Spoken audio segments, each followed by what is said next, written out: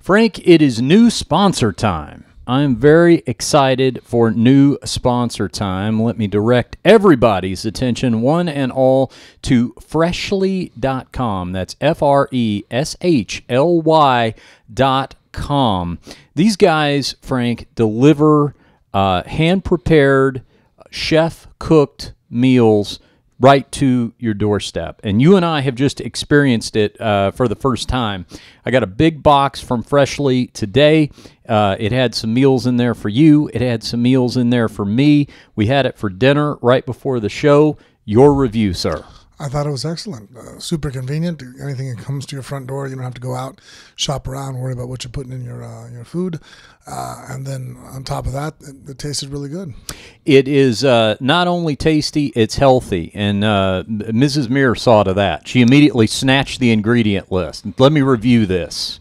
And it met with her exacting standards. They even had a vegan option for me. There is a number of vegetarian options, but if you're a good old-fashioned meat lover, there is a ton of that. Yeah, don't just take my word for it. Go to Freshly.com right now and peruse their extensive menu, and here's the best part of it. To kick off this new relationship with Phone Booth Fighting, they have a special money-saving offer just for Phone Booth Fighting listeners. What you do is you enter the promo code PHONEBOOTH at checkout. You're going to get $40 off your first 2 orders. Your first order will be 6 meals cooked by Freshly's chefs for only $39. And if you like that and you want to do it again, guess what? Same promo code, phone booth, same savings, $40 off of your first 2 orders. I'm looking forward to just having these in my refrigerator, and whenever I'm running out the door to go to work, whenever we've got a podcast and there's not a bunch of time for, a full meal prep. And, let's face it, too, it takes time to go out to eat at a restaurant. There's that. It does. And convenience is one of the biggest indicators of how we eat here at the house. Doing things with the kids, sports, training for fights, if we're behind on time, that's the first thing that, goes to the wayside is preparing a meal because it takes so long. And even eating out, you're right, it takes a long time. So this is ultra convenient and super healthy. That's also how you end up doing fast food, too, which everybody knows is unhealthy and also not all that cheap these days. I mean, if you're talking about spending $9, $10 on a meal, you can easily do that at a fast food joint and get zero health benefit from it, where here at Freshly.com, you're going to get not only an inexpensive meal, but a meal prepared with all natural ingredients and a meal that's going to be healthy for you. Go to Freshly.com. You can look at their ingredients list, see what all they use and how their chefs prepare those meals. Your dinner is ready in 3 minutes, and each Freshly meal comes with a detailed description of ingredients. So once again, if you are a Phone Booth Fighting listener, and obviously you are if you're listening to this podcast, you can save on your first order at Freshly.com to the tune of $40 off your first 2 orders. Promo code PHONEBOOTH at checkout. Go to Freshly.com and experience exactly what we're talking about. Freshly.com. This podcast, Frank, also brought to you by Earth's Brew. Our friends Jonathan and Joe over at Earth's Brew, plant-based nirvana, relaxation, fusing the best of all worlds, health, taste, efficacy, and experience. You and I are getting ready to hit the road this weekend, and I was actually packing before I left, and one of the first things I did was I threw my box of Earth's Brew in my bag because I knew I would be needing that on the road. So convenient, 15 calories per packet. That's it. All natural ingredients, and it is a natural plant-based way to relax. I know you can attest to that, whether it be after training or just having to wind down after an intense night of podcast thinking. That's where Earth's Brew comes into play for us. Or also, too, just sleep shift cycle. When I get off the airplane traveling from different places, my sleep's always a little off. Helps me get back in order. If you're a international traveler, a man of mystery like our own Frank Muir, then Earth's Brew is going to be an absolute necessity for your accessory case. Now, right now is the great time to try Earth's Brew. Why is that? Because they've put together a special offer exclusively for Phone Booth Fighting listeners. Right now, you can try a free 10-pack of Earth's Brew purely for the cost of shipping. That's all you're going to pay. 99-cent shipping in the U.S. or $3.50 for Canadians. That runs the entire month of October. Only a few days left. This may be your last opportunity to do that. I know a lot of our listeners have been tweeting pictures of their free packets of Earth's Brew, their free 10-pack that's come in, and they're enjoying it. Go to our Twitter feed at Phone Booth Fight on Twitter, and you'll see the testimonials. But try it out for yourself. Go to earthsbrew.com. Enter the promo code PhoneBooth99. That's promo code PhoneBooth99 at checkout for your free 10-pack. You are only going to pay the cost of shipping, and that offer is good even if you're already on the Earth's Brew bandwagon. They will still make that free 10-pack available to you. earthsbrew.com, promo code PhoneBooth99. Frank, Low T Nation. We thank the guys over at Low T Nation on a weekly basis now for supporting Phone Booth Fighting. And you know what? I'm not ashamed to tell you they thank us. And the reason they thank us is because every week more and more Phone Booth Fighting listeners are going to lowtnation.com, calling up, getting their free consultation over the phone, and basically life changes for them from there. If you are a male and you got maybe not quite the level of energy you used to have when you were in your early 20s, I think everybody knows what I'm talking about out there, then that's where a Low T Nation can come in. And, you were the guy, Frank, that really kind of turned me on to this whole epidemic, this whole challenge, and what the guys Brandon and Dr. Weeks are doing over there to remedy this situation. Yeah, it's education. They're able to inform you and talk to you on the phone, explain what the situation is, find out if you're somebody that possibly needs to have blood drawn and find out where you're at. If that's the case, they direct you in the right direction and get you the proper dosages and the right medication to make sure you feel your best. And on top of that, they make it ultra convenient by just shipping it directly to your door. It couldn't be easier. What you do is you go to lowtnation.com. There's a phone number right there. Give them a call. They're based in Atlanta, Georgia, but that's of no consequence to your convenience because wherever you are located within the United States, they will hook you up with a lab in your area. A little bit of blood work is done, and like Frank said, they take it from there. And really, at that point, you don't even have to walk 10 feet past your front door because the box comes directly to your door. And now, Low T Nation has been on board long enough, Frank, that now we're not only starting to hear from guys who said, hey, I just signed up, I just found out I'm a candidate for this. Now we're starting to hear about the results. And those results involve. Yeah, you feel better anytime you're operating on all cylinders and you're at your optimal, and that's what Brandon is really good at, about finding out where you should be at and tailor making it to you. Give him a call. Talk it over with him. He loves to talk to Phone Booth Fighting listeners. He's a listener just like yourself. Just you can shoot the breeze with him about whatever you heard on the last episode. That's always a good icebreaker. But lowtnation.com is the website. Give him a call, and Brandon and Dr. Weeks are standing by to field it. Tell them that Frank and Richard and Phone Booth Fighting sent you. All right, Frank, let's get this show started. We got fights to talk about. Our buddy Cowboy Cerrone was in action this past weekend.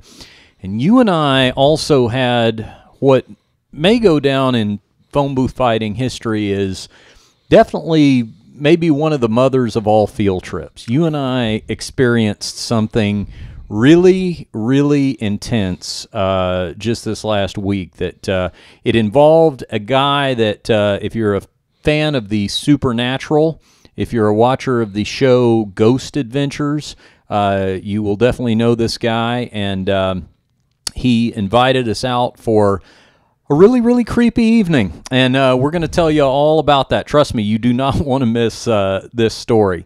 So we'll get to all that after, Frank, you tell everybody why it is important to go to phoneboothfighting.com and click through that Amazon banner. It's one of the easier ways to assist the show, just by going through and doing all your shopping for your wants and needs on there. At that point, a small percentage of whatever you purchase goes back to here at the show at no extra cost to you. We actually, we see more and more of you guys using that Amazon banner. Everybody shops on Amazon now. And it's amazing the different ways that our listeners, Frank, have come up with ways to help the show by doing exactly that. We got a tweet the other day from a fellow that is building a home theater in his house.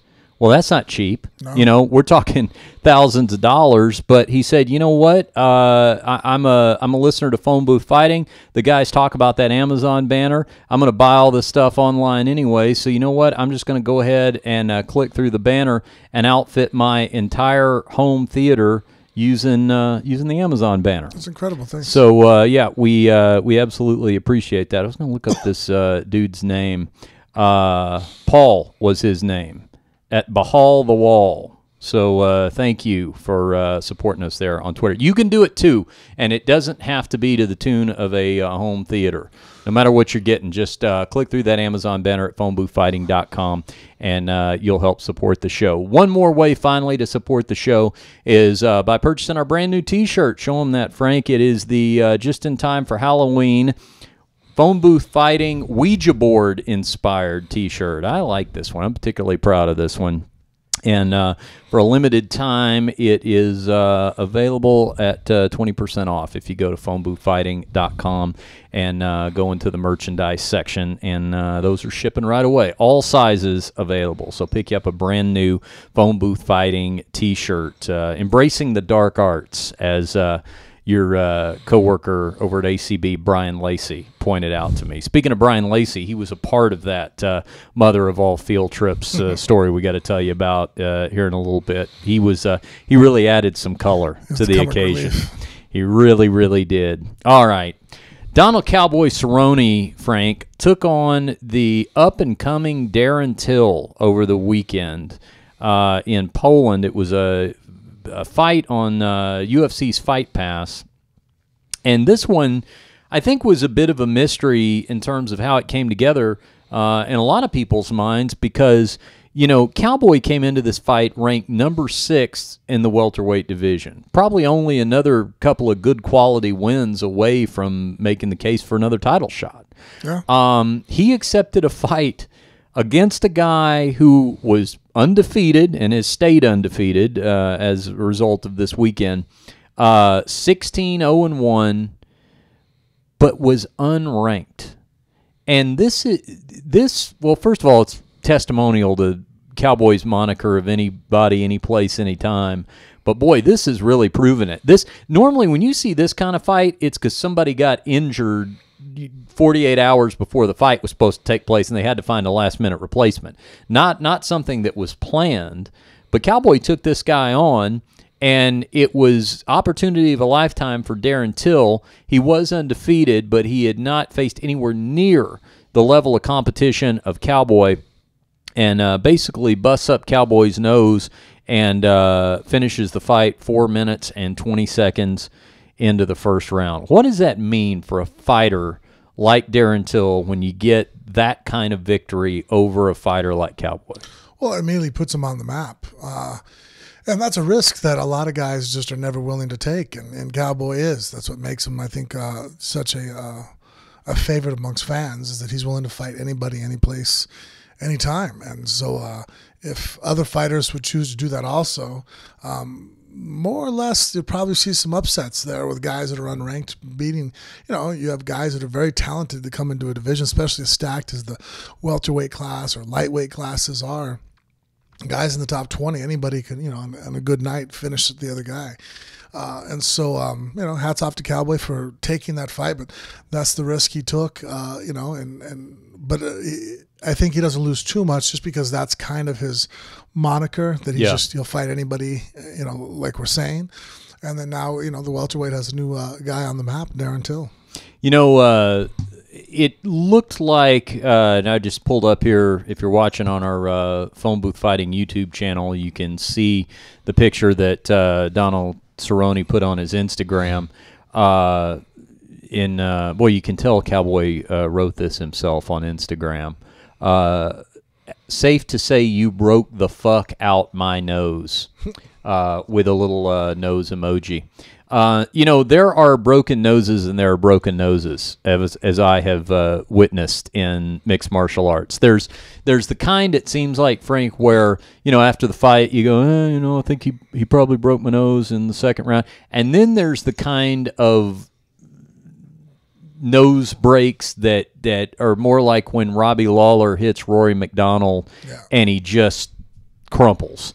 And Cerrone, it looked like as soon as the impact was made, was really covering up, trying to recover. That's when the fight was stopped because you know, he couldn't respond. He couldn't really defend himself. I mean, is that, I don't know if you've ever experienced one versus the other in terms of the intensity of a kind of nose break, but am I right about that all nose breaks are not created equal? No, they're not. You know, your septum in there, and there's different bones that can really get crushed. Most of the time, like I've had my nose deviated in fights, and it's not the straightest nose in the world anymore.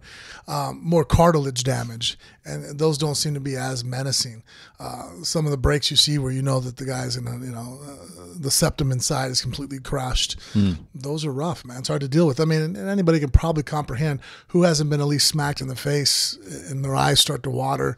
Imagine if you're actually breaking some of the bones deep down inside the nasal cavity.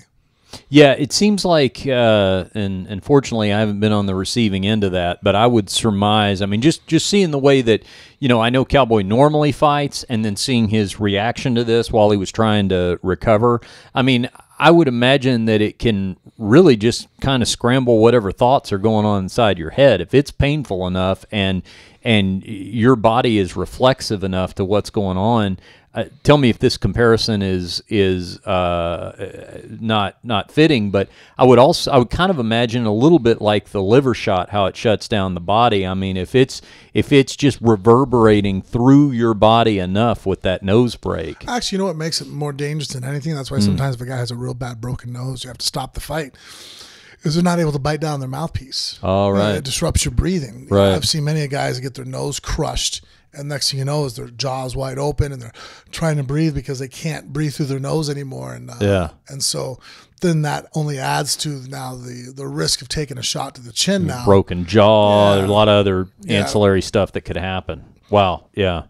Well, nobody was complaining about the stoppage. I mean, Cowboy says right here in the Instagram post again, great game plan that was executed perfectly.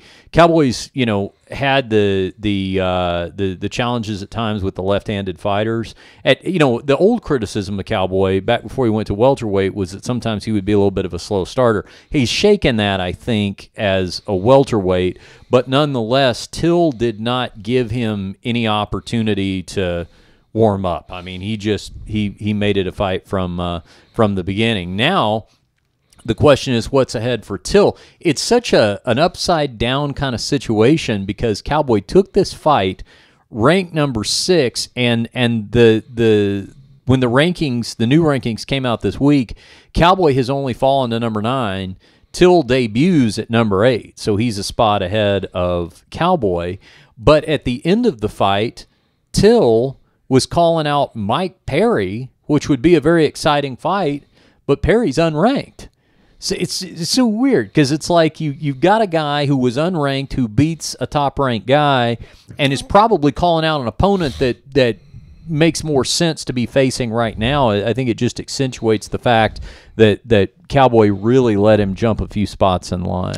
Well, I think that most people now realize that the ranking's an illusion anyways. That's what Cowboy's point was. Cowboy's like, what do they... I don't think he referred to it as an illusion, but I do believe he said that... well, he still gets paid by the UFC, so he has to be a little bit more diplomatic. But well, no, I think he actually said, like, they ain't shit or something like that. Yeah, but that was his point, too. Now, I don't think the Mike Perry thing got so much traction because the next day, and here's Till's tweet that he posted up, he said, just going to put it out there, but imagine the chess game of striking me and Wonder Boy would have. # high level striking. So at that point, he looks at it again. He says, well, maybe I'm not shooting high enough. How about I call out number 2 Stephen Thompson, who's got a upcoming date with Jorge Masvidal? I mean, that could be a fun fight. I don't know if sitting at number 9 in the rankings for Till right now is going to be enough to get him the winner of a probably if Thompson beats Masvidal, or really whoever wins that fight, they're probably going to be looking upward and not downward at that point, because they're going to be in the top 2 or 3 of the entire division. Well, that's what most guys try to do, is try to move forward. Bigger paydays, bigger opponents. And so, we'll see if Darren Till's able to make it happen, though. He gets enough momentum and, he has enough people behind him. Fans can make fights happen. Yeah, he just, it was one of those coming out occasions where it's like, all right, you're undefeated. You're in the mid-teens in terms of number of fights that you have, but we're measuring that against the caliber of opponent. Now here's a real test. Now here's the first big test. And boy, just once again, all the credit to Cowboy for giving him the shot to do that. Yeah, and Cowboy too. I mean, again, a smart game plan to jump on him, because I've trained with Cowboy, and I think that he's one of the best rhythm fighters that there is in MMA. If he gets in rhythm and starts figuring you out as the rounds carry on, most people, if anybody, I think, is in trouble. Really, the only way to get rid of him is to jump on him early. I can't remember if we've talked about this on the podcast before or not, but I've had this thought now for a while about Cowboy, that hopefully one of these days he wears that welterweight title. Or lightweight. Or lightweight if he goes back down. But let's say he doesn't. Could he be the first UFC Hall of Famer to not be a champion in his division? And I was trying to go through the list of people. Now, by the way, I'm not talking about somebody who's in there for a certain fight they had. Right. Stephan Bonner's in there because of the fight with Forrest Griffin. Are you counting WEC too? Well, he wasn't the champion over there. No, but Uriah Faber was in the Hall of Fame now, and he never won a UFC. Well, okay, that's true. Yes, I would either. I see what you're saying. I would either count WEC, or in the case of if you go so far back, counting WEC and UFC. If Cowboy doesn't win a belt, then I think most likely he's a shoo-in, obviously, for the Hall of Fame already. Yeah. And he would be one without a belt. I mean, I can't think of anybody else, like Hoist Gracie, but he was winning tournaments back when that was the equivalent of a title. So, and I can't, think of everybody in my head that is in the Hall of Fame at this point, but I just can't remember anyone else who has not at least had a cup of coffee with the title. And again, to that fan favorite outlaw status, that might kind of be a cool thing to claim. I mean, it'd be nice if he was a champion at one point, but even if he's not, that's not the worst thing in the world to be able to say, you know what, I got in the Hall of Fame. I had a Hall of Fame career just by the gritty nature and the competitiveness of my fights. I didn't even need a title to be able to solidify my spot in the Hall of Fame. Yeah, and I think that it just shows that there's more than winning belts, because there's guys that have won belts that have nowhere near the popularity or fan adoration that Cowboy has. Yep. And he just gets it off of how he carries himself day in and day out. Well, big credit to Cowboy for taking that fight, and very excited to see what's going to be here in the future for Darren Till, who definitely looked like the real deal Saturday night in Poland. There was a Bellator card the night before, Friday, your new employer. Mm-hmm. Gegard Mousasi, speaking of guys who were big free agents coming over from the UFC, took on the former middleweight champion Alexander Shlemenko. He bested him on the scorecards, 29-28 across the boards. That's how I had the fight as well. But Mousasi's his right eye was closed pretty early into the first round, which caused him to really kind of have to rely on more grappling and submission attempts. And Shlemenko came on really strong at the end, definitely won the third round with his striking. Shlemenko went into that fight as an 8-1 underdog.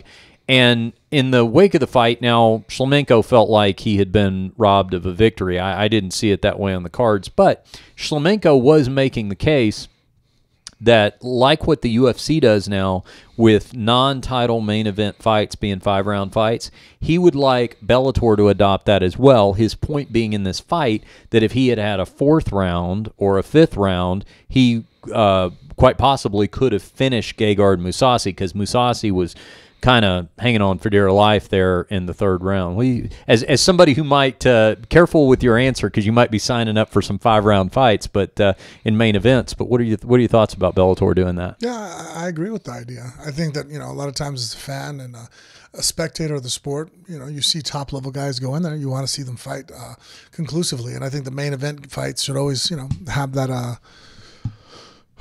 opportunity to go and really find out who's the winner. Yeah, it was one of those where, of course, there's the flip side of that. 'Cause sometimes you see the 5-round fight that you wished had only been 3 because maybe it's not the most exciting competitive thing to watch. But it does suck when you're watching that fight that's the back and forth, and you're like, man, if there was just another round or 2 to this thing, it might go a different way. But Mousasi gets a win in his Bellator debut, and that has not been the case for a lot of guys coming over from UFC. I mean, you got Mousasi, who's done well. You've got Rory McDonald, certainly a hot commodity over there, but you've also had some other guys who have stumbled since they've come over to Bellator.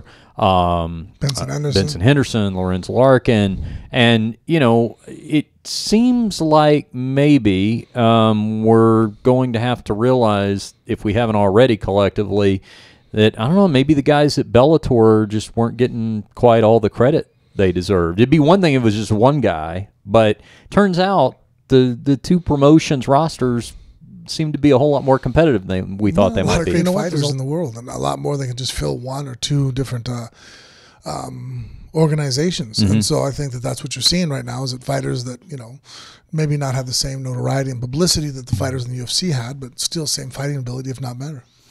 And our friend and mutual, I can call her a mutual training partner because we've trained together, Anna Hulaton, lost a split decision, 29-28, to Lisa Blaine. This fight was difficult to score at times. There wasn't, at times, a ton of action. It was it was contested largely on the feet, and it was, two strikers who were, definitely strategizing and taking the time to size each other up and stuff like that. Where I thought Anna got the short end of the stick, though, and I scored this for her 29-28, the way that one judge had it, was that I don't think in the third round she was very busy off her back. Blaine was in Anna's guard, but Anna was very active off her back, and I just don't think the judges gave her credit for that, and sad to say, that is by far not the first time I've ever seen that happen. It is very tough sometimes to get a judge to appreciate what a fighter is doing off their back, because it seems like the judge just sees the fact that one fighter is on top of the other, so whoever's on top must be the aggressor. Yeah, I think now we're seeing it. Well, I see it a lot less happening overseas with the new judging system. Everybody employs effective damaging, effective grappling, effective striking, and everything's done first off damage and then what you're doing. So I think now we're not getting so much of a takedown tournament. And I agree with you on the decision that I thought that Anna should have won the third round with all the judges for the fact that she was busier on the ground. I think securing a takedown and not doing anything with it, that's just stalling. If you just barely sit inside someone's guard and just work, or you survive and they're attacking, they're the aggressor. They're having more effective grappling. They're busier. It's just like if you were on your feet and all you did was keep taking angles, and I keep throwing punches at you and I'm hitting you on the arms, and maybe nothing effectively is landing, but I'm making a case for trying to make it a fight. I think most people under those parameters would understand, well, yeah, the guy who threw more punches, neither guy hurt either person, so we go to the next criteria. Well, who threw more? And so if you're on the ground going and working and you're busy, well, I think that's the same as being busy on your feet. And if there's no damage on the ground, no close submissions, no big ground and pound, that's the next level of criteria to judge off of. And I also think that there should be an expectation, too, of the person who's in that guard to be active and do damage, because we're quick to criticize the person who's on bottom that's just holding on. I agree with you. I wish something we could add to the rule system is if you get a takedown and the fight gets started back up to its feet, I think that's stalling for the person who initiated the takedown. Yeah. It's like, wait a minute, you took the guy down and you didn't do anything with it? Yeah. That's stalling. Do it again and we're going to yellow card you. Yeah. Do it a third time and now we're going to take a point. Yeah. So you get rid of that taking someone down and just doing enough to elongate the time till the judges come in and, the referee sits there and starts it up. If you're going to initiate a ground attack, do something with it. Just getting a takedown, it's because in your mind and in the minds still of other people, well, I have a takedown, I've scored. Well, that's not fighting. Just scoring is not necessarily fighting. Yeah. Yeah. And it's the kind of nuance that on the one hand, everybody knows from a game plan standpoint that, it may go unappreciated, but at the same time, it doesn't make it right. So you'd like for the judging to come around to our way of thinking and not the other way around where everybody has to dumb down to that level. So, not by any means the greatest robbery I ever saw or anything like that, but I definitely had the minority opinion there with the judges, and I saw Renzo Gracie did as well. He posted up a video clip or had a video clip of Renzo talking to her after the fight, and he was making that same point about being active off your back and how she was not really given credit for that. But the good news is Anna is now over there in Bellator with you, and we'll get to see her keep fighting over there. Maybe you guys would actually get on the same fight card at some point, which would be nice. It would make training easy. And if you heard me reveal this last week, she still has not shown my secret weapon that I showed her. For the next one. Yep, I showed her if you didn't hear in the last episode, I showed her a secret technique I have in training that I can always catch everybody with one time. And I had never actually shown it to anybody who fought competitively. So I'm looking for her. She really didn't have the opportunity maybe so much this time around, but I'm looking for her the next time she's got like a dominant ground position to maybe lock that in. I was trying to think of a name for it the other day because we were talking about how Mighty Mouse has the mouse trap that we've never seen. What do you think about the dick trap?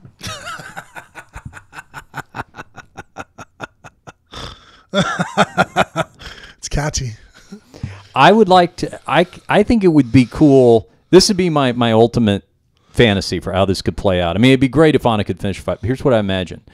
I imagine a fighter maybe over an ACB using it after I secretly show it to them, and then I get that clip of you on color commentary going, "It's the dick trap. He's gone to the dick trap." I like it. Yeah. You have to come with me to ACB and show some guys. Yeah, right, because then there'll be an awful lot of explaining to do. So, we need everybody to understand.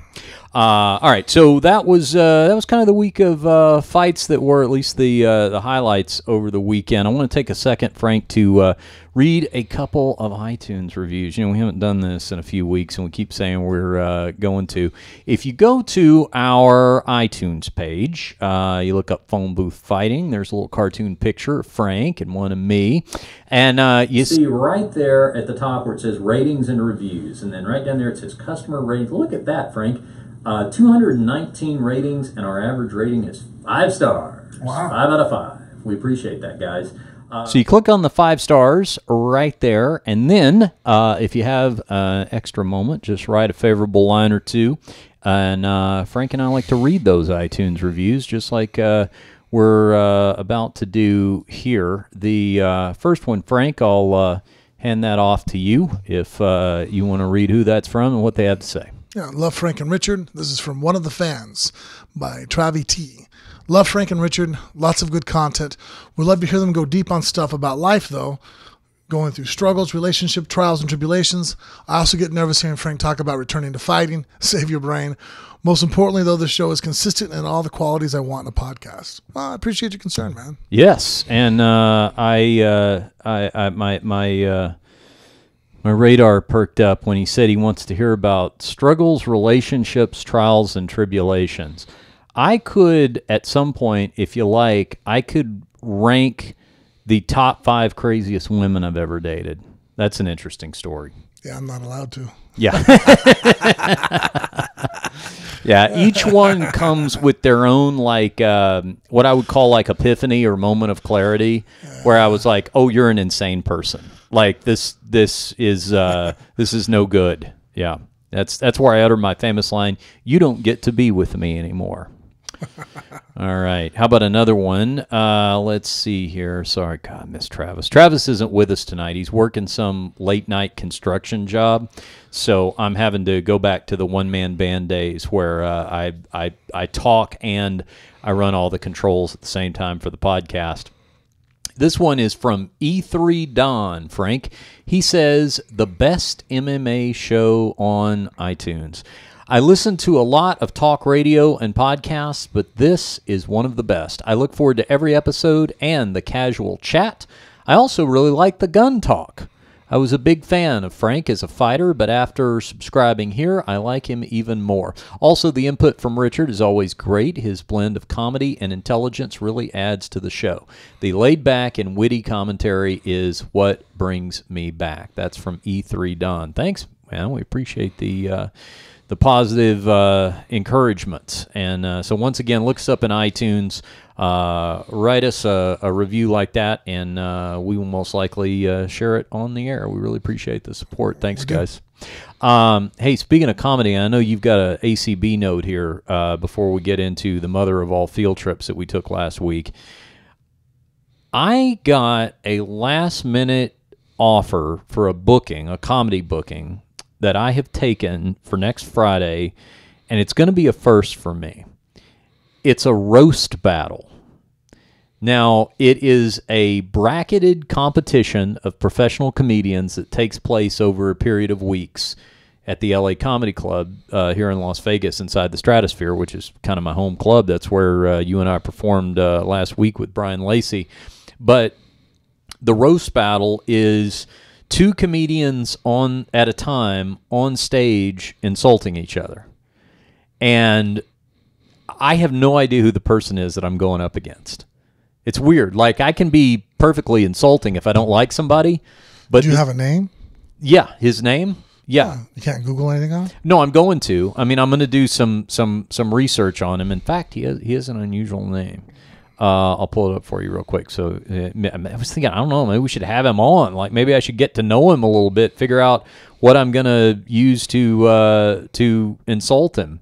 But I don't know. Do you think that's something you could do? I mean, you could obviously. I mean, you've got a sharp tongue if you're mad at somebody. Yeah, that's one of those things that I could fight you and not be mad because I've done it years. It's just, to me, it's clinical. But anytime I use my words to insult somebody, I've always been angry. I don't know if I can correlate, unless it's my friend and I'm busting your balls. Yeah, but you know them. That's the thing. Either way, you know somebody and you don't like them, or you know somebody and you do. Yeah, usually that's how it works. I either really like you or I really dislike you. Yeah.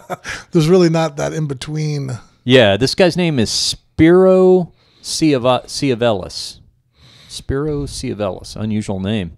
So I don't know, but I will next week. Let me have a week or so to do some Oppo research. Let me get the Russians involved and see what we can dig up here. Information's key. Yeah, and I got some writing ahead of me to do, but it's going to be an interesting challenge because I actually somebody had dropped out of the bracketed competition. They called me up and asked me if I could jump in, and I said yeah, because I like the idea of the writing challenge, because that's something that I mean, roasts have kind of really made a comeback now, and they're really popular. And I get it; it's fun to watch, but and I'm not really like an insult comic, so this is going to be uncharted territory for me. I'm kind of excited. When is it? It's going to be a week. As we tape, it's going to be a week from Friday. It's going to be Friday, November 3rd. I might have to come watch this because I don't know how you would do either in this. I know, right? You're witty but it's usually like someone has to attack you first. And yeah, I mean, you can't. It's kind of hard to imagine me saying your mother's so ugly that, right? Yeah, I know. So I'm gonna have to. I'm gonna do my best. I'm gonna be thinking about it a lot over the next week. I'll see what I can come up with. Maybe we'll review it on the show. Speaking of work outside the podcast, Frank, you are constantly traveling and on the road with ACB. Where do you stop next? What's next for ACB? I think I'm either in Vienna or Sweden. Okay. All right. Both lovely places to visit. I like Vienna. I've been there a couple times. I like the food. So, in fact, it's funny. I was just in Rio the week before, this last weekend. Yeah. But the weekend before, I was in Montreal. And two things about that card: the Sherbatov versus Makovsky. Oh, is this Zach Fun Size Makovsky? Yeah. The little flyweight guy? Oh, yeah. I liked watching him when he was in UFC. Yeah, UFC fighter. And both strong camps, both, it was interesting. Now, he lost the fight 2-1, but talking about, I think the main events should be 5 rounds. If you go back now and watch that fight, the first 2 rounds, he's really trying to get a takedown, and the guy, Yoni, is just impossible to hold down. He can get it on his legs and take him down, but he constantly is posting, fighting. He's never really able to establish a top position, and he wins the first 2 rounds that way. But in the 3rd round, he got tired from fighting off Zak's takedown attempts, and Zak took him down and was controlling him and starting to really work. Yeah, and won that 3rd round without any doubt. But not only did he win the 3rd round, but he won it in a way that it's like you could really see the tide turning. You're like, oh, fuck. And not to take anything away from Yoni. Maybe he could have taken a round off and came back and won one of the other rounds. But speaking of having a 5-round fight, huge example of that. And there's also that old school case that people make of, okay, when you're really talking about winning a fight, I guess it's maybe an argument for the old pride system of kind of taking the fight into account as a whole, because it's like, okay, if it's a war of attrition, what's going to be the natural conclusion? If I'm beating you down, and you're saved by the bell in the 3rd round, basically, what would happen if that fight didn't have rounds and time limits? Yeah, probably you would be beaten into submission. Yeah, the only problem with that I think happens is because, as we see it all the time, fighters will always play to try to manipulate the rule system. Yeah. So I could foresee, in the times it did happen, guys not really starting out like a barn burner, kind of holding back for that last 5 minutes of the fight. Working, not losing, but not really ever, almost kind of like treating it like a race. Like, well, I better stay in the race, but I'm going to pace my guy, and until I see the final lap, I'm not going to kick it into gear. Yeah. I guess it would probably change strategies in a lot of ways, and no matter how you structure a rule system, there's always going to be then it's just going to the gamesmanship is just going to shift from one direction to the other. I think it'd be kind of it. Imagine if there was some sort of wild card effect, like you could judge whether or not a fight was going to go beyond 3 rounds based on the competitiveness of the first 3. That would be weird, right? Like if you could say, if somebody won all 3 rounds and it was a scheduled 3-round fight, maybe you leave it at that. But what if it was a variable? What if kind of like how the Ultimate Fighter does it when it's the 2 rounds. Exactly. What if out of the first 3 rounds, somebody won at least 1 round, then you were guaranteed a 4th, and then maybe a 5th if it was still a draw? Yeah. I don't know that I would like it. I'm just sort of brainstorming off the top of my head, but it'd be a weird. I mean, it would certainly make preparing for a fight interesting, because there would be no more, I've trained for 5 rounds, I've trained for 3 rounds. I mean, every fight you'd train for 5 rounds, I guess. The one thing I think we really need to do is just give more power to the referee in the cage to call stalling. Do you know what I mean? Come on. Especially when we deal with the likes of Herb Dean and Big John McCarthy and some of the guys that obviously know fighting, been there themselves. They understand. They know when a guy's bullshitting, you know what I mean? And I think that at that point, that yellow card system, I think really that's the most innovative ways of making a fight interesting, you know, because then guys then can't look for a place to just stall out and, if they're a superior wrestler, to hold someone against the cage or to pin them against the ground. Or let's say they have great footwork, phenomenal striker, but they don't want to engage. They want to run for 4.5 minutes and then just land a combination and run out. I think that you can look at it, and obviously there will be mistakes, but a referee looking at a guy going, I don't really feel like you're fighting. There's a warning. You know what I mean? Like, engage, do something. If you are going to move backwards, there's fighters that move backwards and kick the shit out of people. Look at Anderson Silva. He slip and move and crash people, but then there was fights where he kind of really didn't. I remember the first time he fought Damian Maia. It really seemed like he just wouldn't really engage and just, stayed safe and, penalizing him there to make him move forward would make it a more exciting fight. We have to shift directions to our mother of all field trips that I teased at the beginning of the show. This last week here in Las Vegas, we accepted an invitation from Zak Bagans, who is the host of Ghost Adventures on the Travel Channel. And anybody who's into the supernormal or paranormal or supernatural or whatever knows this guy. Here's a picture on Frank's Instagram of Zak with the whole Muir family minus Bella. She was off doing something athletic, I'm sure, that evening. But she was. Was she? I told her actually, I mean, she's very focused, but I told her actually she missed out on this one. Yeah. It wasn't like we went and hung out and had dinner and just hung, and shot the breeze. Zak? This one more interesting. In fact, after this experience, if I have people come to Vegas like, hey, let's go do something, all my friends and family I'm going to try to bring here because it is unbelievably interesting. No question. The Haunted Museum, Zak Bagans Haunted Museum here in historic downtown Las Vegas has finally opened. And I say finally because this thing has been teased for a long time, months, if not over a year now. I've been seeing the billboards around and all that sort of thing that it was coming. And I started doing some online research about it, what all was going to be in there. We're going to get into this conversation, and we'll share the details with you. But Zak and Frank were kind of in touch via Twitter because they follow each other. It's amazing how much cool stuff we've got to do off that damn Twitter. That's how we connected with Paul Stanley. But anyway, Zak was kind enough to, and we've kind of been offering this for quite a while now, said, hey, come on over. I'll give you and Richard and the families a private tour of my haunted museum. Now, it opened 3 weeks ago, so now it's open to the public. But even before that, he was saying, hey, come on over even before it's open. And just because of scheduling and everything, we hadn't really been able to coordinate that. So we finally got over there Wednesday night, and man, did he roll out the red carpet for us. Now, we took Brian Lacey with us, your ACB commentary partner. So just to paint the picture, it's we've got Brian Lacey for some British flavor.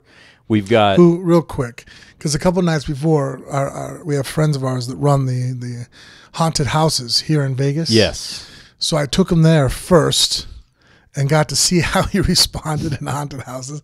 The very unmasculine screaming. So now I realize anytime I do anything that's scary, I got to bring him with me because it's fucking hilarious.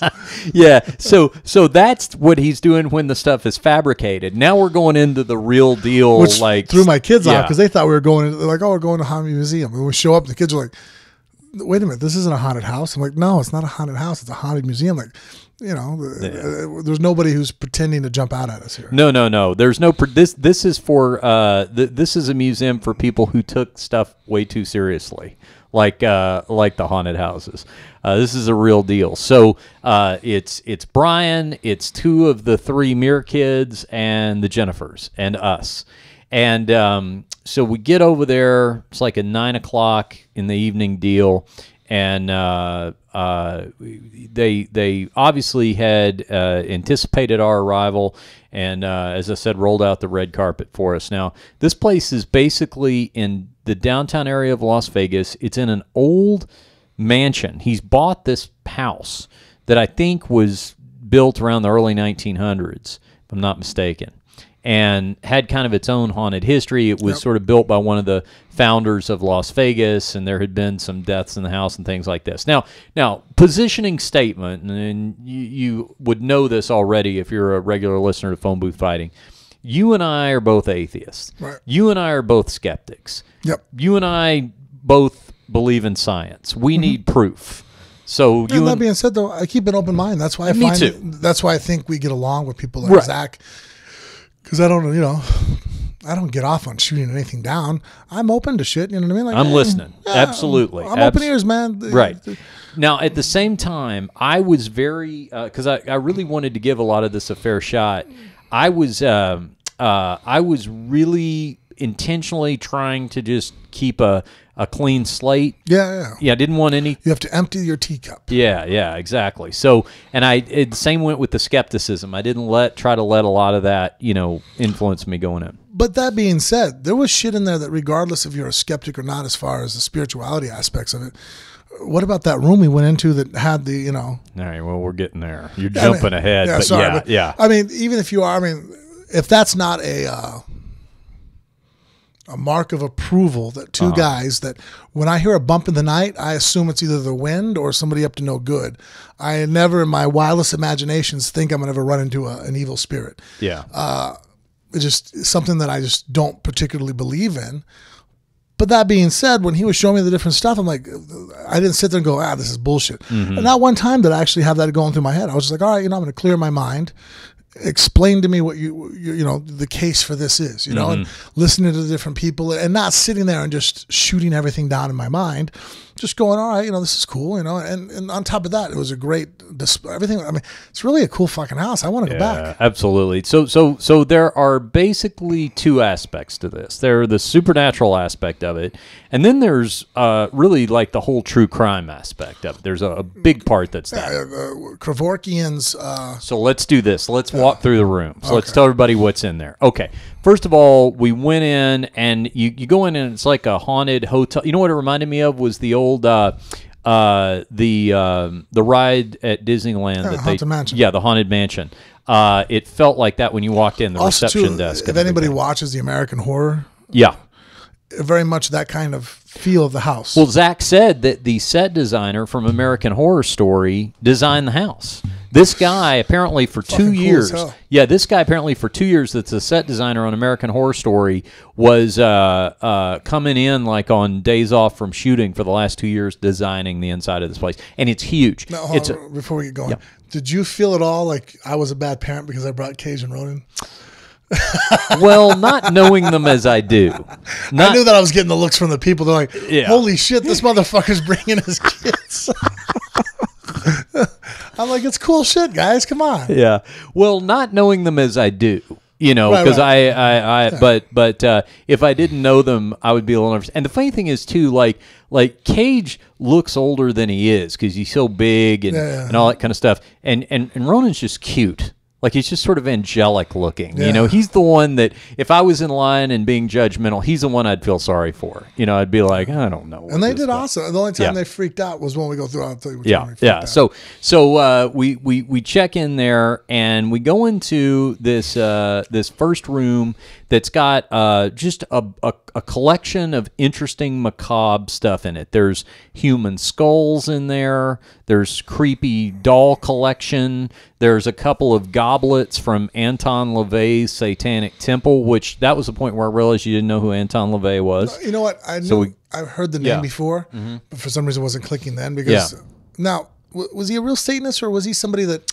Well, wasn't he an atheist that just made fun of Christians by saying that he was a Satanist? He was. What he really did was he did an amazing job of branding the Church of Satan. So, I mean, he always professed to be a true believer, but he also was really good at branding it, like with celebrities and getting in movies and things like that. So he definitely had a showman side to him and a self-promoting side to him. So we're in this room. And we had a tour. By the way, we need to give shout out to the staff that was awesome over there. Our tour guide Chaley, and then we had Robert, who kind of helped guide us in, and then their general manager Brian, who was very cool. Zak's got a great staff over there. So Chaley's kind of kicking off her tour and telling us what all we're seeing, and we're looking at this machine. It's one of those fortune-telling machines, like those old-timey things from the 40s or whenever, and it's got a mannequin of Zak Bagans. It's a similarity to the one like in Big. Yeah, Tom exactly. Hanks. And it's so this mannequin figure of Zak Bagans is sort of like telling our fortune and giving us advice. And just as the mannequin stops talking, we turn around and Zak Bagans himself has slipped into the room unnoticed. He's standing at our back. Wasn't that a little? That was the first like creepy thing that happened. I was like, "Whoa, where did he come from?" And he just like slipped in. He made a spooky entrance. And he's standing there and greets us and welcomes us and everything. And then basically takes us through his haunted mansion on a personally guided tour. Okay, so let's hit some of the rooms. They had a room that had Bela Lugosi's mirror in it. That, of course, Bela Lugosi, the original Dracula, a mirror that hung in his house. They had like a lot of vampire type memorabilia. They had, I guess the one of the first main stops that we made was there was a room, and not only were these rooms like housing different exhibits, but the attention to detail in each room to sort of build the room and decorate the room around the theme of the exhibit was incredible. One of the first things we saw was the actual Volkswagen van that Dr. Kevorkian euthanized or helped to euthanize his patients in. Yeah. That was their last breaths were taken in that van. Yeah. Did you know that? You knew the basic story of Kevorkian? Yeah, I did. Yeah. I didn't know he actually had that many people that he helped out. I thought it was only like 6 to 8. If you'd have asked me on a trivia question, like, hey, how many people did Kevorkian assist? I'd be like, wasn't it like 8 people or something? Because we did time. I don't think I realized it was 100. I think it was probably one of those things where he was only prosecuted for a certain number of them. You know, they don't prosecute them all. Yeah. But boy, that van had seen its better days. That was not a top of the line latest model to roll off the line there. That VW van. He kept it cheap. Yeah. They had a room that was built out like a barn. And it had Ed Gein's cauldron and shovel in it. It had a cauldron that he was using in his own barn in Wisconsin to, I guess, discard the innards of. Well, they said that human remains in it and blood. Yeah, Ed Gein when you're going to you boil a carcass. Yeah. You know, after you've gutted it and cleaned it and skinned it. Yeah, of course, I'm a vegan. I know nothing of this. But, so, like, you know, like if you're going to take a head, you're going to boil it. Jesus. Ed Gein is a guy. If you don't know the Ed Gein story, this is a guy who inspired more famous fictitious serial killers than anybody else. Everybody from Silence of the Lambs to Norman Bates in Psycho to Leatherface in Texas Chainsaw Massacre. And he was he dated back farther than a lot of them did, so he kind of didn't get the same recognition that some of the others did later on. But definitely a creepy story with that guy. You know what I think too? He wasn't necessarily. He only killed 2 people, but he was just a creepy, weird motherfucker. That's why they show the shovel. He dug up several. He was digging up corpses. He had he was making masks and clothing out of human skin and lampshades and a lot of really weird stuff. He had an unusually close relationship with his mother and just couldn't quite cope when she passed away. And if you've seen Psycho, you know what that's all about.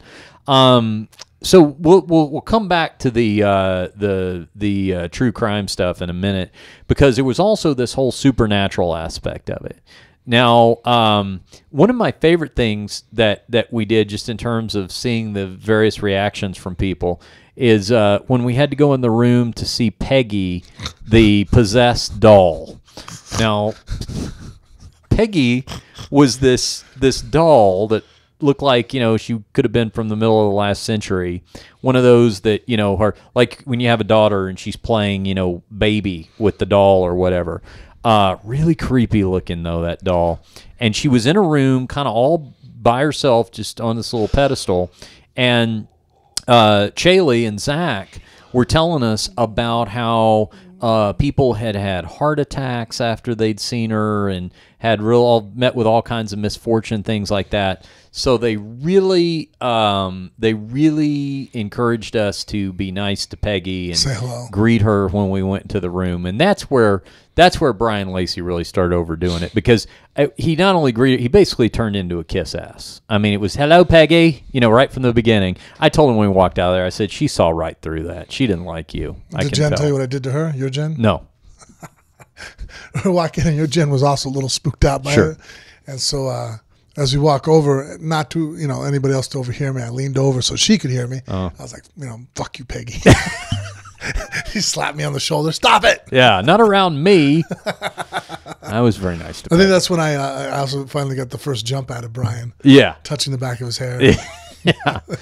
But it's amazing, like things like that, like clowns, which there was a whole clown thing. That one was spooky. That was wild. It was like a corridor of clowns. Yeah. And it was incredibly well done. I mean, this thing. Let me just. That was when Ronan finally had enough of that shit. Yeah. You had to carry him through the clown. I picked him up. Right? He just buried his face in my neck. Yeah. And I got it. I'm like, shit, man. I'm fucking nervous.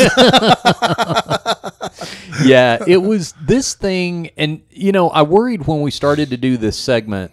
I knew we would be expressing a lot of enthusiasm for it.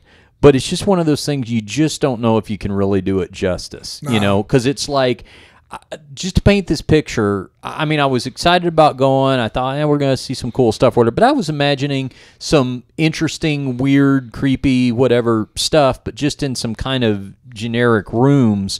This was like a totally immersive experience, and I'll bet you millions of dollars easily spent on, I don't mean just procuring the collection, because I'm sure that was involved, but as far as like the design of it, the set design and all that, you're probably talking easily millions of dollars spent on all that. Don't doubt it. It was done perfectly. It was one of the coolest things I've done in Vegas in a long time. And it lasts, I mean, we were, of course, Hour and Zach, a half, 2 hours. Yeah, Zach took a lot of time with us, but I mean, yeah, it wasn't like a quick in and out thing. Definitely nothing that felt like, tourist trappy or anything like that. No, because each room had so much detail in it. You can do it 2 or 3 times and see new shit every time. Oh, yeah, that was the other thought I had too, and that's what we were saying when we were on our way back.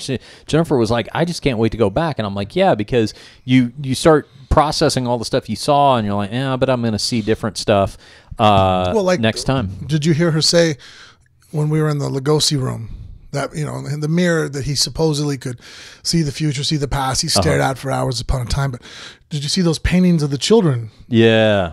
I guess the last 2 houses that those paintings are in had burned down. Yeah. So they're considered some of the more haunted paintings in the world.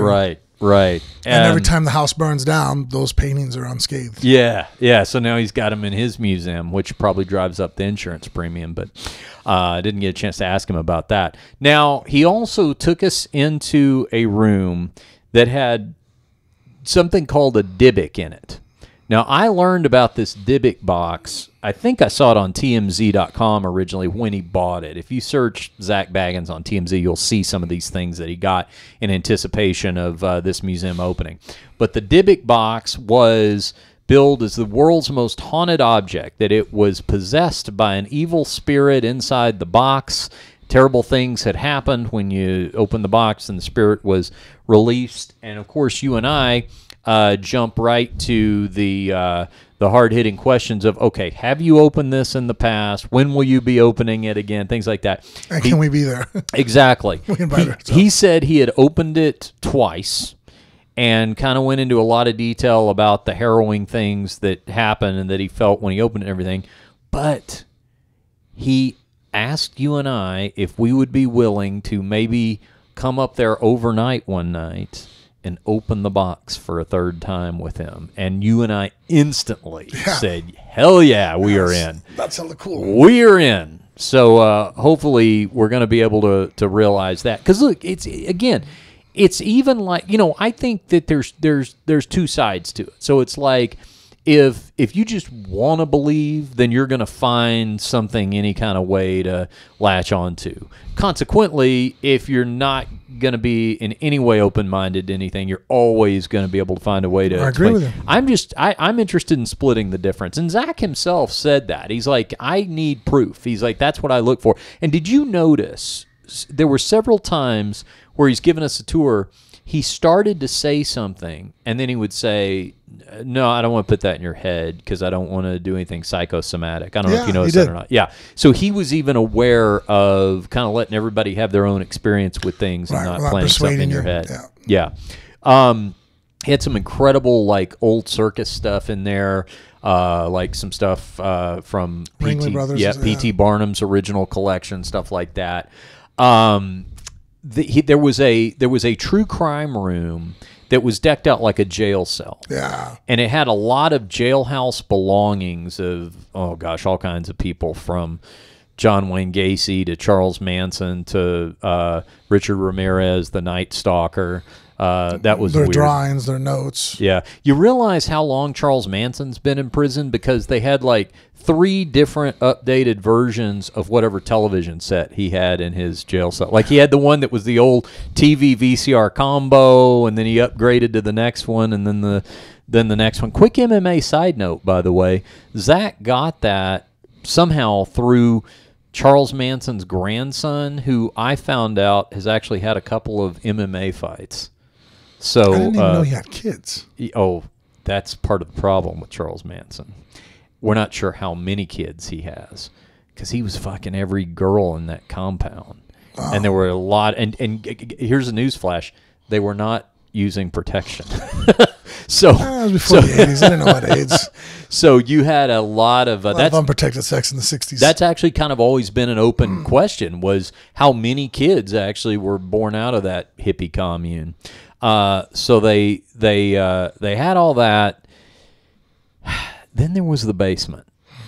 And you know what? I didn't ask Zak if it was okay to talk about the basement. I assume it is because he didn't tell us not to mention it. But we got to this part where there were these steps going down to this basement, and it was blocked off. And I noticed that Chaley, our tour guide, started talking with Robert, one of the managers there, and they were kind of back and forth, like under their breaths, like, I don't know, is that going to take him down there? I don't know. I mean, did he say he was going to take? I don't know. And so Zak reappears. And this he's like, one of the many areas that we had to leave the kids behind. Yeah, that was interesting. And I think it was maybe the first time that he suggested, okay, we're going to go down here, but there's really, really dark stuff happening down here, and you might want to leave the kids behind. So that was your first moral dilemma, was that point, right? And the kids stayed upstairs. Yeah, no, as soon as he said that, I figured that, he knows what he's talking about. Yeah. It's his place. If there's something he feels is too dark for them, I'm just, Oh, and actually, we forgot to mention when I was given the roll call that your father-in-law and his girlfriend were there, which really came in handy because they became the babysitters. Yeah, because they could watch the kids while we went down. It wasn't hard to convince them not to go down there. Yeah, no, explored the dark stuff. It was. I don't know if you overheard it, but when we were headed down that staircase into that basement, I don't know if it was Chaley or one of the other tour guides, I heard them say, I've never even been down there. Yeah, I did. Like, what are they doing? And because Zak was going down, he had like a special ring of keys that he had to get down there. And it startled me for a minute because he was putting one of those like respirator masks over his face. I was like, where's ours? But he was like, it's just for the dust because he deals with asthma. So we went down in that basement, and he started telling us about ritualistic thing, like satanic rituals that had been done down there when the place was vacant and stuff like that, and that's maybe why there were a lot of creepy things going on. And then there was the side room. How would you explain that, Frank? It was a tiny little closet-like size room off the side in this basement, and we opened up in the door, and it was the creepiest place in the whole. That absolutely was house. The creepiest thing we experienced in the whole absolutely.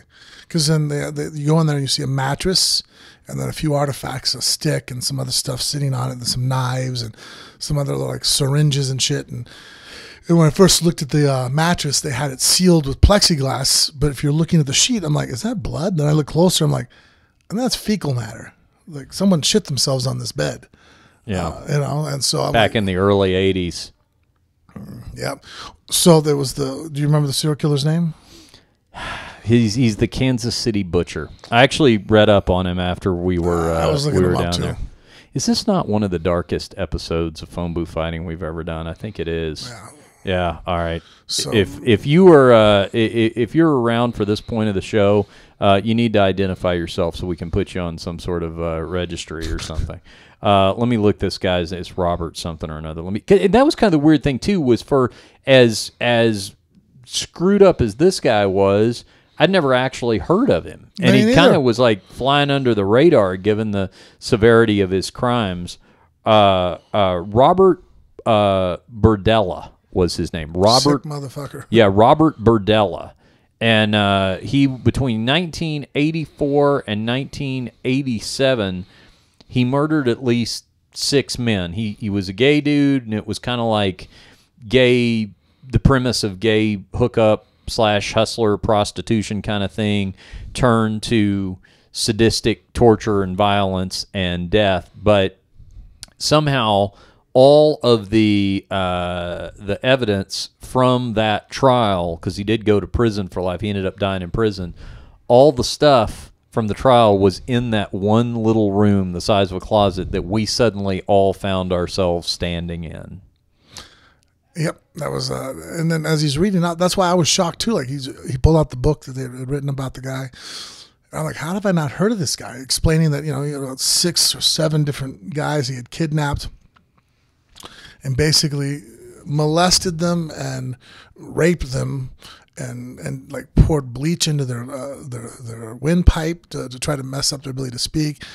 Different syringes in different areas, like experimented on them, and then I got to hold the notebook. We all pass it around. Yeah, that was so. So he gives me a notebook because the creepy motherfucker, and he pulls it out of a paper evidence bag. Right. Like the bag is labeled exhibit whatever number. I mean, it's all like stuff directly from a trial, and it's a handwritten journal. Yeah, and the guy basically, every time he did anything to his victims, he wrote it down. So I'm sitting there opening up, and you can see 1220, 1225, 130.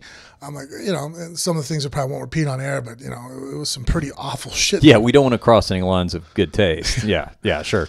Well, when he said... No, you're right. You're right. It's like... I was like, oh, I'll go. No. Yeah, no, it was hardcore shit. And just written right there in his own handwriting. And then the murder weapons were just laid out, and Zak's like, well, Frank, you can pick it up if you want. You got that big stick in your hand, and that's the point where Zak goes, yeah, I normally wear gloves with that. Like, I don't want to get anything too creepy on me. And I'm like, well, it's too late now. You're handling that stick, so I went ahead and handled it too. It was just crazy to sit there and touch something of somebody, because here's the thing. I mean, I used to, for the longest time, not really believe in true evil or true good. I'm like, it depends on what side of the field you are. It's not like, war, like, is a tiger evil if he's trying to eat you? He's hungry, I get where people are coming from. But it's guys like that, as I grew up, that I read about that exist in the world. I'm like, oh, no, there are some really evil motherfuckers. Yeah. You know what I mean? That, like, there was no I'm hungry, or you were in my way, or, I'm on the opposite. You just happen to be wearing a different flag on your shoulder than me. And those type of killing I can understand and I can comprehend. But killing somebody just like how he was doing it with torturing, so that's why I like, to touch the stick and sit there and go, man, this was truly an evil human being. Yeah. That existed. This was part of their instrument. And then we got to see it in the picture how he used it to, how he had their hands, laced together, and they would use the stick between the elbows on their back so to keep their arms pinned. Yeah, it was.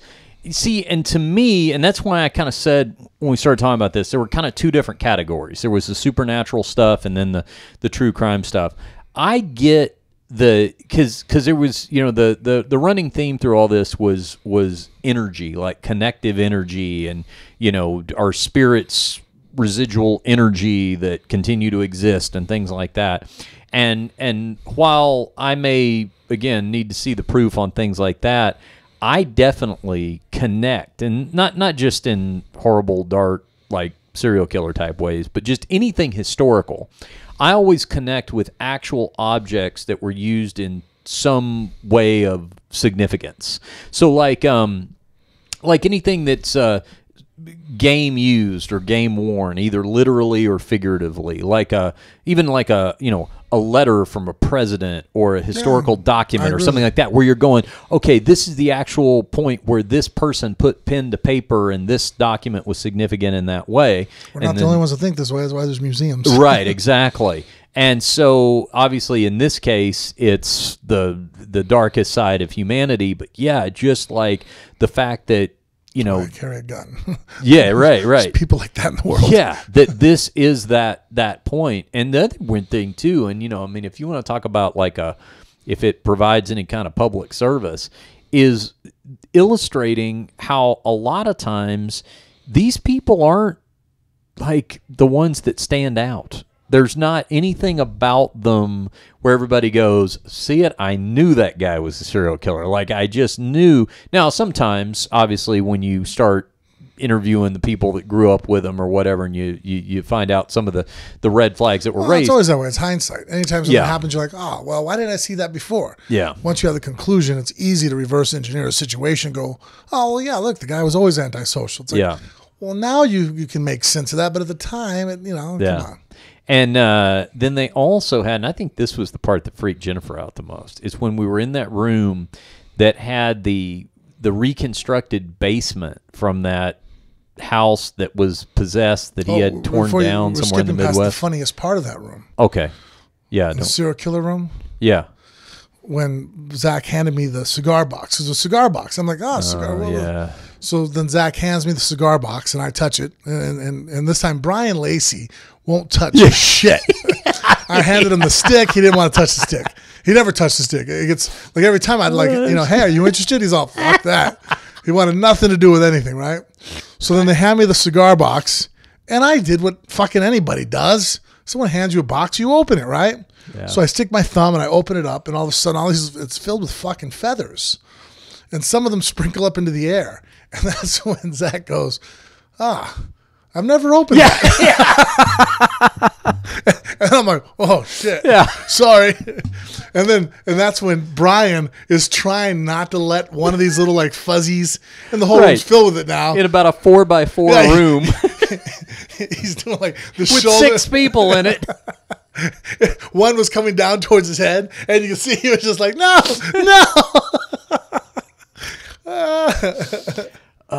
Did you hear the story about we took pictures? Where did we take the pictures? I guess it was outside because we weren't going to take pictures inside. There was no photography allowed inside. But we took a picture and there was like orbs or some mystery like smoke shadow in Brian's picture, and he deleted it because he didn't even want it on his phone. Too funny, Brian. Yeah. Come on, man. Something like that. He'll have to fill us in what story. Something like that happened. But that was when we went to that reconstructed basement. And I think this was featured. It's either featured already on an episode of Ghost Adventures or it's on an upcoming episode of that. I'll have to get clarity from Zak on that. But it was some house that was so intensely haunted that he went up, he investigated it. He was so overcome with the intensity of it and the darkness of it that he had it torn down. But he saved the staircase from it and has put that staircase in the museum, and we were in this room with the door closed with that staircase. And were you talking to him at that point where he was talking to us, and then right in the middle he's like, he looks at his arm and he's like, whoa, what was that? Okay, that was weird. And he had to step out for a minute. Did take breaks. Yeah, he's like, okay, this is just getting too intense. I've got to step away for a second and everything. And that was now. And I just met him. You just met him, so I mean, he's obviously he's got a showman's aspect to him, but that's either a lot of attention to detail and nuance, or as part of his showman spirit, or that is just the real thing, true believer. And I don't know, maybe it's both. But he really brought that experience to life for me, just because he was a real nice guy, but he just also had that kind, to me anyway, I don't know your thoughts, but he just kind of had this dark intensity to him where it was like he could really sort of show you the object and then really sort of bring the object to life kind of in a way. I couldn't explain it any better. You're right. Yeah. Yeah. Well, anyway, the Haunted Museum is our new favorite tourist attraction here in Las Vegas. So if you're going to be in town, you do not want to miss this. It's thehauntedmuseum.com is the website. And I think they're open. I think it's pretty much, there may be one day they're closed, but I think it's pretty much daily from like noon to 9 or something like that. And now I'm ready for, first, we need to do two things. We need to get Zak on the show. Yeah. Now that we've kind of given you the introductory overview of this, but then we need to make sure that he understands that we are truly interested in doing the overnight at the Haunted Museum. No, 100%. The only thing that would make it better is if we could take Brian Lacey, but I don't know if he'll be over here or not. That was so funny. For the love of God, we have to make that work. Oh, that was good stuff. Yeah. All right. Well, thanks to Zach and the crew that we mentioned earlier over there at the Haunted Museum for, as I said, what has definitely gone down as one of the mothers of all field trips here on Phone Booth Fighting.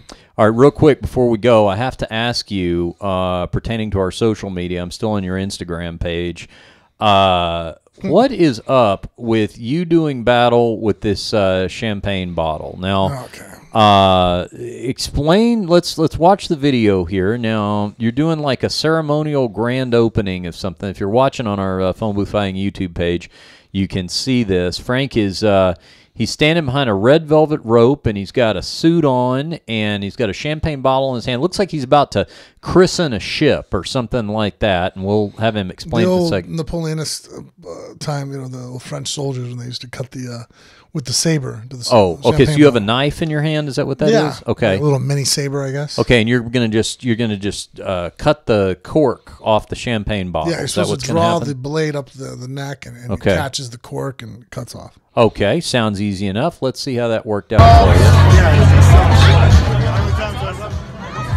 you. Making sure everybody's ready. Oh! The bottle broke, and it looks like you're now wearing half of the contents More of the than champagne half. bottle on your suit. You're holding the remnants of half a bottle in your hand there. Now, what are you doing there at the beginning? You making sure everybody's paying attention? Well, no, because the guy told me to rub the blade up and down the seam a couple times. Okay. So I was like, just is it for momentum? I'm actually warming the bottle up. Like, Oh, you I know see. me, I'm just Oh, I see now. Now that I get a look at it, you do have like a mini saber in your hand. right. Oh my goodness! And And then we did it a second time where I did it a little bit proper. Oh, sure you did. Yeah. I don't know. This is the only evidence I've seen is right here. What was this for? This was a grand opening of the Enclave. Yeah, it's different. One of the different things here in Vegas where they can host, you name it, music events, parties, beer tasting, marriages, Champagne tasting, except when you Destroy you most of the destroy products. the content. Yeah. Good thing I'm not employed by them. I'd be. Yeah. This video has been viewed 36,402 times. And it has had, how many comments? 194 comments. This explains the phenomenon of things like America's Funniest Home Videos. Yeah. And this is by far one of the most popular things trending on your Instagram page right now is your blooper. So anyway, well, your wife sent me the video, and I was like, "What is this?" Yeah, that's good. Actually, I mean, we're laughing about it, but you had a broken bottle in your left hand. I mean, I guess an inch one way or another. No, that's why when you see me ugly. first kind of look down, I was actually inspecting, like, all right, fuck. Uh-huh. Am I going to need stitches now? Like, did I just slice the shit out of myself? Yeah. The best part about it is your look at the end. You Frank Mirror-faced the bottle is what you did. Kind of right here. Well, that didn't fucking work like they said it would. Yeah. Huh. Yeah. What the fuck? All right. Nicely done. All right. How you feeling, by the way? Frank, you know what? We'll go ahead and let you in on the secret. If you've been wondering if you've detected a little something off in this episode, Stately Mirror Manor here in suburban Las Vegas, it has become a bit of an infirmary, has it not? What's happening around here? You know how it is when you have kids. Well, I'm sorry, I don't. Sorry.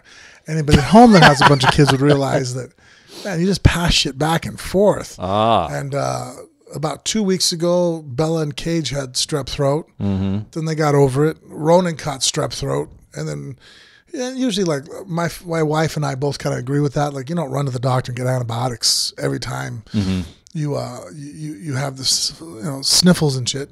Not that I'm against giving some ibuprofen or some Motrin to help alleviate some of the pain, but, save antibiotics for when you need them, especially because, you know, we're on the mats all the time. MRSA is a big deal. I want to make sure, you know, I think that's the reason why it's on the incline is people abuse antibiotics. So we try to wait till it's a big deal. And so what was it, Monday or Tuesday, Ronan missed school, and it was a big deal. Now he's sick. So we took him in, and then sure enough, they gave the swab, and 15 minutes later, like, oh, yeah, strep. I'm like, ah, shit, you know. So they give him the antibiotics, and all right, well, you know, in 24 hours, he won't be contagious anymore. I'm like, cool. So that night, I wake up about 2 a.m. last night. I go to drink some water next to my bed. I'm like, oh, my throat hurts. That stabbing sensation in my ear. I'm like, he got me. See, and I walked in here, and I heard his cough. I was afraid one of those demons at the Haunted Museum might have inhabited him. No, and actually even the cough, too, is one of the reasons why we started going, because anytime oxygen, you know, breathing is something I'm, you know, don't want to play around with. And so they checked his lungs, and the cough is purely because he has such a bad sore throat. It's irritating upper respiratory stuff that he's coughing more from just a dry throat than from actually having any kind of issues with bronchitis. Well, hopefully a speedy recovery is in his future, because we have a weekend's worth of travel ahead of us. So Disneyland, and then the Day of the Dead cemetery at Hollywood. Well, we are all about the death here. Well, it's the month for it. It's Halloween, it's right? my wife's favorite holiday. It's mine too. I love Halloween. I love Halloween too. It's cool. Yeah, it's a lot of fun. So a happy Halloween to everybody out there. Remember to check out phoneboothfighting.com for the Amazon banner, for the merch store. Brand new Ouija board T-shirts are in there. For our sponsor links, all of those are up there. All the promo codes to take advantage of the offers exclusive to Phone Booth Fighting listeners. And Frank, tell them, if you will, meaning those loyal listeners, how they can follow, if they don't already, how they can follow the show on social media. Well, Facebook and Instagram, you can find us just by putting in Phone Booth Fighting. And if you're on Snapchat or Twitter, just follow us at Phone Booth Fight. And you know what? We'll be posting up some social media from our weekend on the road this weekend. Follow us on those platforms, and we'll show you some videos of what we got going behind the scenes, including some special surprises. So, for Frank Muir, I am Richard Hunter. We appreciate you listening to this one, and we'll see you right back here next time on Phone Booth Fighting.